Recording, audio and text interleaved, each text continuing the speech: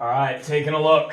So this is an addendum video going on with the lab design from the 2026 AP1 exam.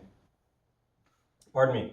We're going to take a look at this relationship. This is something that was not required on the AP1 exam, but would be required for the APC exam. I'm pretty confident. On AP1, they set up where we had the block sliding down the friction of the rough platform, and after going a distance d, they ended up going through a photo gate, getting the velocity on this. I'm going to attempt to show you how we derive this expression. Okay, so on this, the things that you would need to know, and again, for APC, you would probably need to be able to do this on your own. That's one of the things that makes the APC exam tougher. We have this thing going down, and at some point down here, we would have a check for our final velocity. That's what we're measuring here. So with this, I could treat this as a kinematics problem because we have a straight line here, so we would have a constant acceleration. We've done labs like this in class, but if I were to do kinematics, I would have the following. Delta x, v final, v initial, acceleration, and time. Our distance, delta x, we have it going a distance d each time. That's what they lay out in the diagram, that we're letting it slide down distance d. We are changing that distance d to greater and greater values, and then finding out how fast it's going when it goes through the photo gate.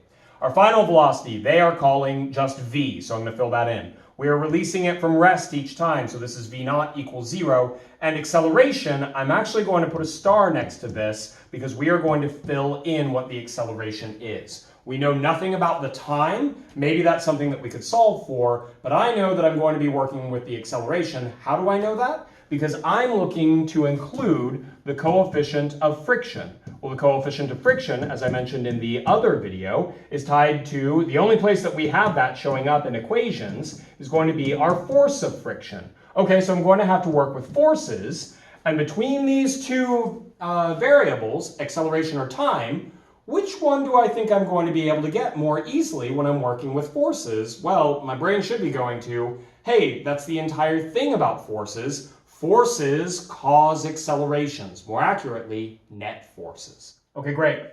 So with this, I'm going to come back and I'm going to fill in the acceleration stuff here in a little bit, but I'm going to start with this. I want a relationship. I know I want v equals some stuff, possibly in terms of d. I'll remind you that we are trying to derive the equation that they got, v squared equals 2g times sine theta minus mu sub k cosine theta times d. Okay, great. So on this, looking at the values that I have for kinematics, do not have and do not want time, so I would use the following equation. V final squared equals V initial squared plus 2a delta x. Here's one of our kinematic equations. They usually have it as x final minus x initial, but in my class we usually compress that down to delta x. We like to look at it from a displacement viewpoint. My final velocity, we're calling that v, that'd be v squared, equals 0 squared plus 2a times delta x, but as we already said, delta x, the distance it's going, is d. So I have v squared equals 2ad. This is already part of the equation that we had, although we don't necessarily know the acceleration. The acceleration is not g because I'm not dropping the block, it's going down this ramp. Here's where we're going to have to do a bit more work. I'm going to do this kind of quickly, but we have our inclined plane. If I do my free body diagram, it looks like the following. We've got our force of gravity would go straight down like this, mg. We've got an angle here of theta. We've got a normal force here that points up like this, and we've got a force of friction, kinetic friction, pointed back like this. These are my forces acting on the block as it slides down the ramp. If you're preparing for a physics exam, refreshing on inclined planes is definitely a really good thing to do because we're definitely going to ask you questions on that. Okay, I'm looking for my net force in the x direction. I've already set this up where if you've been in my class, you realize that I put y direction in blue, x direction in red, and then anything that's kind of the combination of them in purple, which is the combination. What I've done is I've set positive x to be down my ramp and positive y to be directly off of the ramp. If need be, go back and check some of my video lessons on my website or my YouTube channel, that sort of thing, where we go through and we cover the idea of inclined planes so that you can see this. This is the best way to solve this. So I'm on blue, so I have, for my force of gravity, I have a component of gravity, mg cosine theta, that's in the y direction, and I have a component of gravity that points down the ramp, which is mg sine theta. These are things that might be good to have memorized going into a physics exam.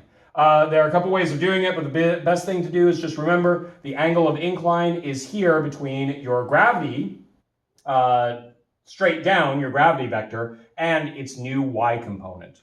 When I do my sum of forces in the x direction, I would get the following. Sum of forces in the x is equal to my mass times my acceleration in the x, which is just my acceleration down the ramp, which is what I'm looking for.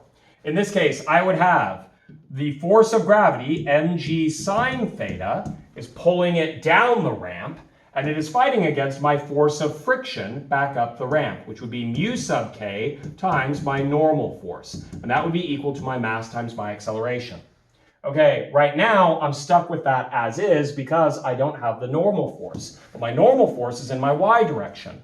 My sum of forces in the y is equal to 0 because my block is not jumping up off the ramp, nor is it sinking down into the ramp. All of its acceleration, all of its motion is going to be down the ramp, which I've made my positive x direction. That's the benefit of turning your coordinate system like this. That means my normal force minus mg cosine theta is equal to 0. That tells me that my normal force is equal to mg cosine theta. And so with that, I get the following. Taking my x direction, I had mg sine theta. That's the component of gravity pulling the block down the ramp, fighting against the force of friction, which is the coefficient of friction, times mg cosine theta. And all of that will be equal to my mass times my acceleration by Newton's second law. I can factor an m out. I've basically got an m in each of my terms, so I can cancel out the m's, drop them out, and I get that my acceleration is therefore equal to g sine theta minus mu k times g cosine theta. I can also factor that out further and get a equals g times the quantity of sine theta minus mu sub k times cosine theta. I factored the g out of both of them. Now when we go back to what we had before, v squared equals 2ad. Now I can plug in a, and I get v squared equals 2g times the quantity of sine theta minus mu sub k cosine theta. But all of this is also multiplied by d. I could put some brackets in there, but this is the same thing mathematically that we saw before. Once again, here is what I would put on my horizontal axis. Here's what I'd put on my vertical axis, and that makes this equal to my slope. All right, here's how we do that derivation. For AP1, you didn't have to do that, at least not this time. APC, my bet is you'd have to do some of this work on your own, and you'd have to figure this out. All right, hopefully that was useful.